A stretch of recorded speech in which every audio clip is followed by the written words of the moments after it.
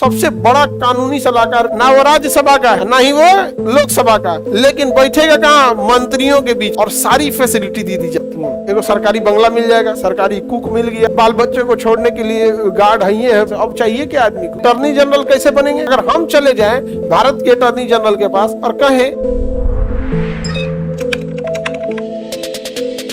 Attorney general महान्यायवादी, article कितना में है? 76 में। इससे कई बार क्वेश्चन पूछता है, इसलिए याद रखिएगा। एक्चुअल में ये होता है वकील। क्या होता है? वकील। किसका वकील होता है? केंद्र सरकार का। केंद्र सरकार का। केंद्र सरकार का क्या होता है? ये वकील होता है। तो केंद्र सरकार का वकील जो होता है, एक्चुअल में वकील के पास योग्यता जज बराबर होती है। जो पढ़ाई वकील पढ़ा होता है वही पढ़ाई जज पढ़ा होता है, तभी ना दोनों में बहस होगा। कि मैट्रिक के लड़का को बहस कराने बैठा दीजिएगा बीएससी किया हुआ के साथ, हो पाएगा? धमका देगा उसको यहाँ पर। तो जितनी योग्यता वकील की होती है उतनी ही योग्यता जज की होती है। तो ये जो होता है केंद्र सरकार का क्या होता है? वकील।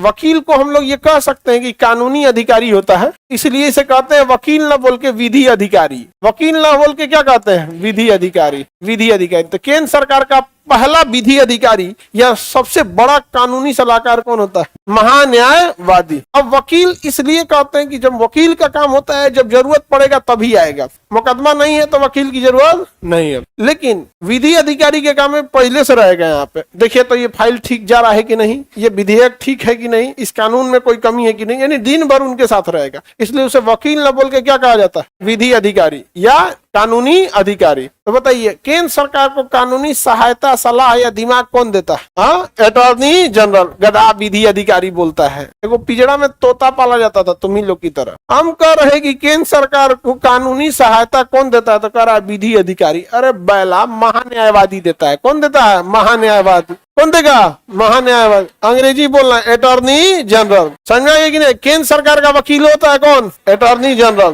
केंद्र सरकार का प्रथम कानूनी अधिकारी अटॉर्नी जनरल। केंद्र सरकार को कानूनी सहायता देगा अटॉर्नी जनरल। तो बताइए केंद्र सरकार के साथ बैठेगा अटॉर्नी जनरल। केंद्र सरकार का मतलब मंत्रिमंडल। तो जहां संसद के अंदर मंत्री बैठेंगे वहीं कौन बैठेगा? Attorney general. संसद में बैठने वाला एकमात्र सदस्य वही है जो संसद का चुनाव नहीं लड़ा, ना वो राज्यसभा का है ना ही वो लोकसभा का, लेकिन बैठेगा कहाँ? मंत्रियों के बीच में। कहाँ बैठेगा? मंत्रियों के बीच में। संसद में खड़ा होकर भाषण भी दे सकता है। यदि विपक्ष केंद्र सरकार से कोई सवाल पूछ दे कानूनी मामले पे और केंद्र सरकार अगर अटक गई तो जवाब कौन दे देगा? Attorney general. ऐसे नहीं, ये होना चाहिए यहाँ पर। समझ में गया? जैसे वक्त कानून है या कोई ऐसा अटका हुआ मैटर है तो उस पर कौन सलाह दे देगा? Attorney general. समझ में गया कि नहीं गया? और अपना भाषण भी दे सकता है संसद के अंदर, अपना बात भी रख सकता है, वक्तव्य रख सकता है। लेकिन अगर संसद में किसी विधेयक को लेकर वोटिंग होगा तो वोटिंग के टाइम वो बाहर चला जाएगा या फिर वहीं चुपचाप बैठा रहेगा।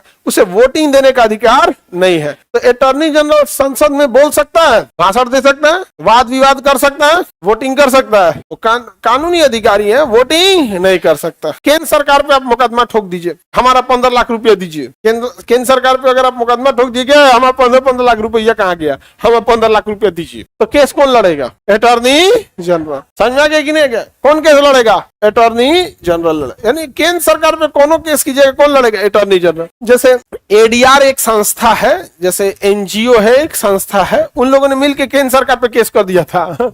कहा था कि इलेक्टोरल बॉन्ड से जितना पैसा आया है बताइए हम लोग को, एसबीआई कितना पैसा लिया है बताइए। तो सुप्रीम कोर्ट ने एसबीआई को बुलाया है, बताओ। तो सुप्रीम कोर्ट का पक्ष रखने के लिए और केंद्र सरकार का पक्ष रखने के लिए, केंद्र सरकार अपना पक्ष रखने के लिए किसे भेजी थी? Attorney general. अटॉर्नी जनरल जाके सुप्रीम कोर्ट के जज को समझा रहे थे, my Lord it's a matter of privacy, इससे प्राइवेसी रखना जरूरी है। यहाँ पर कौन कितना चंदा दिया है इसकी प्राइवेसी होनी चाहिए, अदरवाइज में दूसरी पार्टियां उस कंपनी को दबाने की कोशिश करेंगी। तो उन्हें कहा कि ठीक है प्राइवेसी रखना जरूरी है। तो फिर लोकतंत्र मतलब क्या हुआ? लोकतंत्र मतलब क्या हुआ? आप यहाँ बहस क्या कर रहे हैं? हम भी अपनी प्राइवेसी मेंटेन करें, चुपचाप फैसला सुना के भेज दें। आप इतना डर के काम करिएगा। अगर विपक्ष जिसने पार्टी को चंदा दिया, यानी विपक्ष अगली बार उसे दबाने की कोशिश करेगा, तो इसका मतलब तो ये भी हुआ कि अभी आप उसको लाभ देने की कोशिश कर रहे हैं। नहीं समझ आया? तो अटॉर्नी जनरल चिल्लाते रह गए। सुप्रीम कोर्ट ने पास कर दिया एसबीआई को कि आप 1 हफ्ते के अंदर अंदर पूरे चंदा का हिसाब दे दीजिए। तो SBI कह रहा है कि जून लगेगा, अभी अभी बहुत काम है यहाँ पे। सुप्रीम कोर्ट ने कहा क्या बोला रे, इधर आओ, तोरा भूत उतारते हैं, तू हमको क्या समझा, तोरा बैंक में हम खाता खुलवाने गए हैं कि लंच के बाद आना, तोरा कॉल तक नहीं दिया ना, उल्टा टांग देंगे तुमको, मौकात दिखा देंगे तुम्हारा। SBI के मैनेजिंग डायरेक्टर जो कह रहे थे कि हमको 6 महीना टाइम लगेगा, अगले दिन थमा दिए, अगले दिन पूरा डेटा थमा दिए। वो अवमानना का केस डाल के जेल डाल देता। और सुप्रीम कोर्ट जिनको जेल डालेगा फिर अपील कहाँ करिएगा? ये भैया सुप्रीम कोर्ट आपको जेल में डाला है, डिस्ट्रिक्ट कोर्ट डालता, कोई ट्रिब्यूनल डालता, हाई कोर्ट डालता तो समझ में भी आता, भेजा कौन है, कहाँ अपील कीजिएगा? अच्छा, और उसमें भी सुनवाई कौन कर रहा था? सुप्रीम कोर्ट का मुख्य न्यायाधीश। अरे भाई, उसके बाद कोई है ही नहीं है, आप समझे? तो केंद्र सरकार का वकील कौन होता है? Attorney general. आप केंद्र सरकार पे केस कर देंगे, कौन लड़ेगा? Attorney general. क्या केंद्र सरकार एक्स्ट्रा में वकील रख सकती है? रख सकती है, एक्स्ट्रा भी वकील रख लेती है, कोई दिक्कत नहीं होता। समझ में आ गया कि नहीं? हरीश साल्वे जी को रखी थी SBI वाले मैटर में। तो सेंट्रल बैंक भी, SBI भी तो सरकार का ही है, बहुत बड़े वकील है हरीश साल्वे। समझ में आ गया कि नहीं? गया पैसा से रिलेटेड मामला, पहले वो CA थे वगैरह में, बहुत बड़े बड़े वकील है। अभिषेक मनु सिंघवी हो गए, हरीश साल्वे हो गए, और ये आपके क्या नाम है, प्रशांत भूषण हो गए, या फिर कपिल सिब्बल। अरुण जेटली तो नहीं रहे, अरुण जेटली बड़ा वकील थे लोग। अरे वकीलों के पास बहुत पावर होता है ना यहाँ पे, ये वकील थे। तो सुप्रीम कोर्ट एक्स्ट्रा में भी वकील रख सकती, एक्स्ट्रा में भी वकील रख सकती। समझ में आ गया कि नहीं आ गया? अब अटॉर्नी जनरल टेंशन में आ गया, भाई तुम एक्स्ट्रा में रख सकते हो, कभी भी हमें बाहर कर दोगे। इसलिए अटॉर्नी जनरल पेशे से क्या होता है? वकील। तो वो दूसरे लोगों का भी तो मुकदमा लड़ ही रहा होता है। तो अटॉर्नी जनरल केंद्र सरकार का मुकदमा लड़ने के साथ साथ एक नॉर्मल वकील की तरह भी बिहेव करता है, और सुप्रीम कोर्ट में किसी दूसरे का भी मुकदमा लड़ता है। अगर हम चले जाएं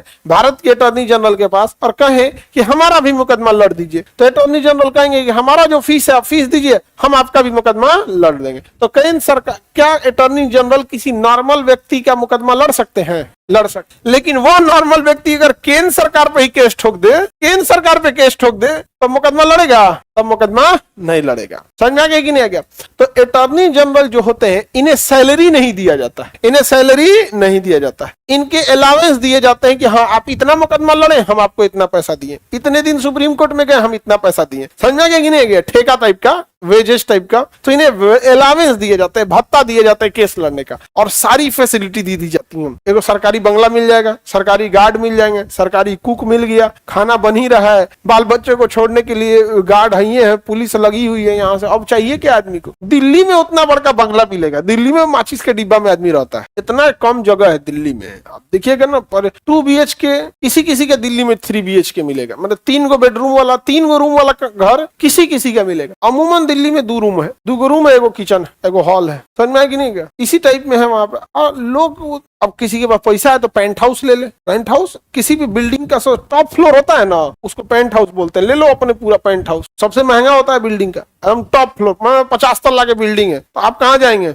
50वां तल्ला पे एकदम पेंट हाउस ले लीजिए, पूरा का पूरा पेंट हाउस, घूमते रहिए ऊपर टेरेस पे, उस सबसे बड़का हो जाता है। अटॉर्नी जनरल कैसे बनेंगे? तो सुप्रीम कोर्ट का जो वकील होता है, बढ़िया वकील को सरकार क्या बना लेती है? Attorney general. इन्हें पूरी सैलरी दी जाती है, केवल भत्ता, केवल भत्ता। इनकी नियुक्ति प्रधानमंत्री के सलाह पे कौन करेगा? राष्ट्रपति। तो प्रधानमंत्री के सलाह पर राष्ट्रपति बाहर भी कर देंगे, तो इनकी नियुक्ति कौन करेगा? प्रधानमंत्री के सलाह पर राष्ट्रपति। अब बाहर कौन करेगा? प्रधानमंत्री के सलाह पर राष्ट्रपति। पेशे से अटॉर्नी जनरल क्या होता है? वकील। कहाँ का वकील? सुप्रीम कोर्ट का वकील। और योग्यता कितनी की बराबर होती है? सुप्रीम कोर्ट के जज के बराबर। वकील की योग्यता जज के बराबर होता है। हाई कोर्ट का वकील की योग्यता हाई कोर्ट के जज के बराबर। डिस्ट्रिक्ट कोर्ट के वकील की योग्यता डिस्ट्रिक्ट कोर्ट के जज के बराबर। सुप्रीम कोर्ट के वकील की योग्यता सुप्रीम कोर्ट के जज के बराबर। तो अटॉर्नी जनरल की योग्यता सुप्रीम कोर्ट के जज के बराबर। पेशे से क्या होता है? वकील। केंद्र सरकार इसे 5 साल के लिए पूर्णकालिक रखती है, जब चाहे हटा सकती है। किसके प्रसाद पर्यंत होता है? राष्ट्रपति के। इनकी नियुक्ति किसके सलाह पर? अब बाहर भी किया जाएगा, किसके सलाह पर? प्रधानमंत्री की सलाह पर। केंद्र सरकार का प्रथम विधि अधिकारी अटॉर्नी जनरल, यही अधिकारी होता है अटॉर्नी जनरल। यहाँ पे केंद्र सरकार के मुकदमा कौन लड़ता है? Attorney general. अच्छा, हम पटना हाई कोर्ट केस कर दे, हम दिल्ली ना जाएंगे, पटना बगल में, पटना हाई कोर्ट केस कर दे कि ना हमको 2 करोड़ नौकरियां चाहिए। कितना चाहिए? 2 करोड़। वो और कौन सी था वो? Smart city. स्मार्ट सिटी के नाम पे स्मार्ट मीटर लगा दिया। नहीं समझ में आ गया? ये तो वही हाल हो गया, किसी को कहो कि खूब बढ़िया श्रृंगार करेंगे, चलो चलो एगो टिकली ठोक दिए जा। अरे यार तुमको टिकली ठोकना था तो इतना ढिंढोरा कौन सी पीटे थे कि श्रृंगार होगा, 16 श्रृंगार एकदम बढ़िया से होगा। स्मार्ट सिटी एगो ही तो स्मार्ट मीटर ठोक दी जा। नहीं समझे, स्मार्ट मीटर है एगो दीवार पे ठोकना था तो कहते ना जी। आगे बढ़े तो अगर आप कह दिए कि हमारा स्मार्ट सिटी किधर हो गया हो, 100 गो स्मार्ट सिटी में हमारा वाला नहीं मिल रहा है, बताइए तो केंद्र सरकार आप ठोक दिए केस कहां पे? पटना हाई कोर्ट में। तो क्या attorney general Patna high court में केस लड़ सकता है? हाँ, अरे बेवकूफ, अपने से सोच के देखो, जिसकी जो सुप्रीम कोर्ट में केस लड़ सकता है उसको हाई कोर्ट में लड़ने में क्या जा रहा है? गजब बेवकूफ है सब। असल में तुम लोग चोरी से पास हुआ, इसीलिए तुम्हारे अंदर कॉन्फिडेंस नहीं है कि जो ग्रेजुएशन पास हो गया है वो इंटर वाले को तो उसके लिए क्या ही मतलब बनता है, लेकिन तुम्हारे में क्या है, इंटर और राम भरोसे, ग्रेजुएशन भी भगवान भरोसे, इसीलिए तुम्हारे अंदर वो कॉन्फिडेंस ही नहीं आ रहा है। अच्छा, ईमानदारी से पास हुए रहते। अच्छा,